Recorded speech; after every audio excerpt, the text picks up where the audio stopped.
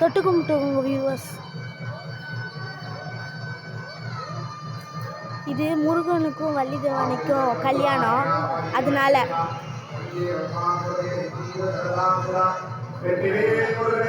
அரோகரா அரோகரா அரோகரா அரோகரா அரோகரா அரோகரா அரோகரா அரோகரா. நல்ல லைக்கும் சப்ஸ்கிரைபும் பண்ணிவிடுங்க ஃப்ரெண்ட்ஸ் ப்ளீஸ்.